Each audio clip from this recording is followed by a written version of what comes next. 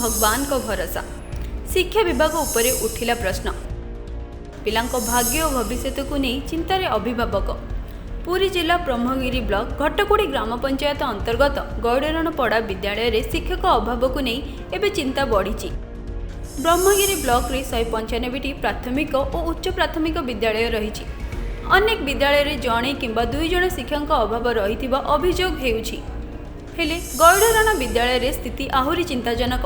एठारे षष्ठ और सप्तम श्रेणी मोट 21 जण छात्र छात्री पाठ पढ़ुछन्ति, किंतु एही दुईटी श्रेणी पई जणे हेले भी स्थायी शिक्षक नाहांती।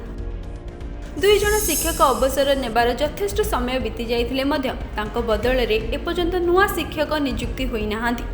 जणे शिक्षक प्राय 1 वर्ष तले और अन्य जणे प्राय 5 मास तले अवसर नेइछन्ति। शिक्षक नथिबारु केतेबेले रोसैया, केतेबेले पाख विद्यालयर शिक्षक आउ केतेबेले स्वेच्छासेवी युवक माने पिलांकु देखाशुना करुथुबा अभियोग होईछि। आज्ञा एमती दुर्दिन अवस्था गौड़रणपड़ा चली स्कूल मानदंड एकदम तलु तुलांत है। प्रथम रु पंचम श्रेणी गोटे छोट स्कूल तापर माइनर स्कूल से माइनर स्कूल विगत दिन 2023 मसीह गोटे सार अवसर नहीं गले। ता 6 मास पर गोटे सार थे से भी अवसर नहीं गले। 6 मास है आज को बर्तमान बिना शिक्षक आम अनुष्ठान तरफ किए गोटे जाऊँगी शिखे दौरान पढ़े दौरान किए क्या गोटे आम कोशिश कर पढ़ाऊँ। तेणु यही अवस्था गति कर स्कूलटा जहाँफल से शिक्षार मानदंड एत तलित ना आम पिला भविष्य उज्जवलमय अंधकार हो गला। आगे थे आमर प्रधान शिक्षक कैलाश चंद्र पल्लाई जी की 3 मास रिटायर्ड हो सारे। ता पूर्व थे नीलमणि प्रधान जी 1 वर्ष अधिक है रिटायर्ड हो सारे। 21 जन छात्र छात्री भविष्य कौन हेब, केबे नियुक्ति हेबे स्थायी शिक्षक, एभली अनेक प्रश्न एबे अभिभावक मनरे।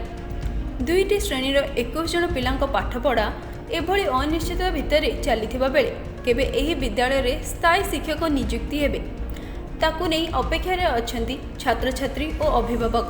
मोर होची 6टा क्लास रोसी बास देखु कौन पाठ पढ़ुछंती कौन करूछंती नजर करके यदि जणे एठी रहउची जणे सेठी की जाउछंती।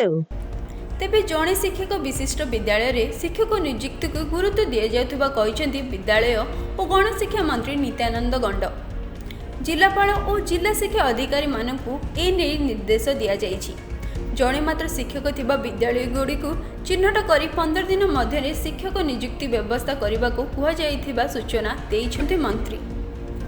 आम सरकार को अनुरोध करछु कि जदि आमको आ गोटे शिक्षक पढ़ाई नियुक्ति देवे ताहले आमे अधिक पाठ पढ़ी पार।